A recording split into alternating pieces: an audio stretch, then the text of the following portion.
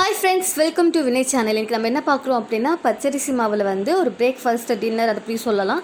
ஒரு அடை மாதிரி நம்ம செய்ய போகிறோம். ஸோ அதுக்கு நான் காமிச்சு பார்த்தீங்கன்னா, அந்த கிளாஸ் அளவுக்கு வந்து ஒரு கிளாஸ் அளவுக்கு மாவு அப்படின்னா 1.25 கிளாஸ் அளவுக்கு வந்து நீங்கள் வந்து தண்ணி ஊற்றிக்கணும். ஸோ நான் இன்றைக்கி 3 கிளாஸ் அளவுக்கு மாவு எடுத்துகிட்டு அதுக்கு தகுந்த மாதிரி தண்ணி வந்து ஊற்றி கொஞ்சம் உப்பு எண்ணெய் போட்டு அது நல்லா கொதிக்கிற அளவுக்கு வந்தோடனே இந்த மாவை வந்து எடுத்து கொட்டி அதை வந்து ஒரு 10 நிமிஷம் நல்லா வந்து வெந்ததுக்கப்புறம் கீழே இறக்கி வச்சு இந்த மாதிரி வந்து நான் வந்து நல்லா கலக்கி விட்டுருக்கேன். தேவைப்பட்டால் கொஞ்சம் புளி ஆட் பண்ணிக்கலாம், இல்லைன்னா வந்து அது ஆப்ஷனல் தான், விட்டுக்கலாம். ஸோ நல்லா இந்த மாதிரி வந்து நல்லா கிளறி விட்டுக்காங்க. ஸோ உங்களுக்கு வந்து கிளற வந்து வாட்டம் இல்லை அப்படின்னா ஒரு நல்ல பெரிய பவுலை எடுத்து அதில் வந்து நல்லா கொட்டிக்கோங்க. ஸோ கொட்டிக்கிட்டால் பார்த்திங்கன்னா வந்து நல்லா ஈஸியாக நம்ம வந்து நல்லா கிளறி விட்டுக்கலாம்.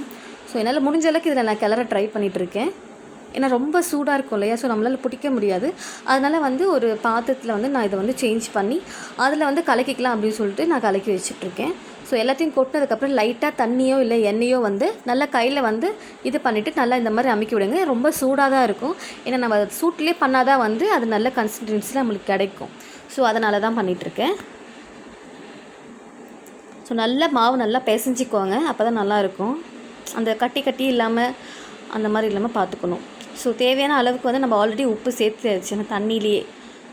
ஸோ இந்த மாதிரி வந்து ஒரு கரண்டி வச்சுக்கூட நீங்கள் பண்ணிக்கலாம். பட் கரண்டி விட நம்ம கையில் தான் கலக்க முடியும். ஏன்னா அந்த கட்டி கட்டியாக இருக்குது பார்த்தீங்களா மாவு, ஸோ அதெல்லாம் வந்து நம்ம கையில் வச்சு தான் கலக்க முடியும்.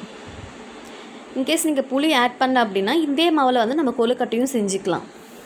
புளி ஆட் பண்ணதுனால நம்ம இந்த மாதிரி அடை தான் செய்ய முடியும். ஸோ நல்லா பிரேக்ஃபாஸ்ட்டாகவும் இருக்கும், டின்னராகவும் இருக்குது, நம்ம யூஸ் பண்ணிக்கலாம். உங்களுக்கு இது கை வச்சு கலக்க மட்டும்தான், மற்றபடி இது ஈஸி தான். ஸோ இதுக்கு வந்து நான் வந்து ஆனியன் அப்புறம் பச்சை மிளகா கொத்தமல்லி தான் ஆட் பண்ண போகிறேன்.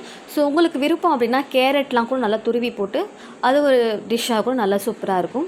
ஸோ இன்றைக்கி நான் வெங்காயம் கொத்தமல்லி அப்புறம் பச்சை மிளகா மட்டும்தான் ஆட் பண்ணுறேன்.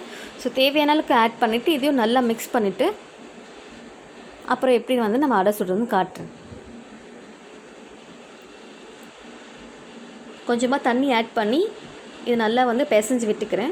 ஸோ கட்டைகள் இல்லாமல் நல்லா பிசைஞ்சு விட்டுக்கோங்க. கையில் வந்து எண்ணெயோ இல்லைன்னா தண்ணியோ மறக்காமல் இது பண்ணிக்கோங்க. ரொம்ப சூடாக இருக்கும், பார்த்து வந்து நம்ம இது கலந்து விட்டுக்கணும்.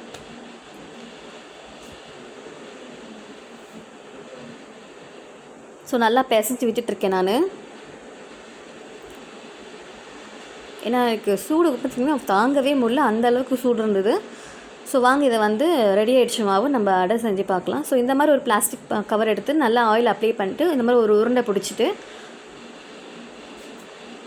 அது வந்து அந்த தட்டில் வந்து நல்லா தட்டி விட்டுட்டு அந்த மூடிட்டு ஒரு ரவுண்ட் ஷேப் வந்து பிளேட் இருக்கும் இல்லையா, சின்னதாக பிளேட், அந்த மாதிரி பிளேட், இந்த மாதிரி பிளேட் எடுத்துகிட்டு அதை நல்லா அமைக்கி விட்டுக்கிட்டோம்னா ஒரு ரவுண்ட் ஷேப் நம்மளுக்கு கிடைக்கும்.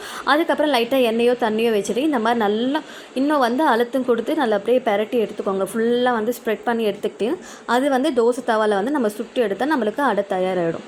ஸோ இந்த மாதிரி வந்து நல்லா வந்து தட்டி எடுத்துக்கோங்க. ஸோ இது வந்து ரொம்ப ஈஸியாக செய்கிறது தான்.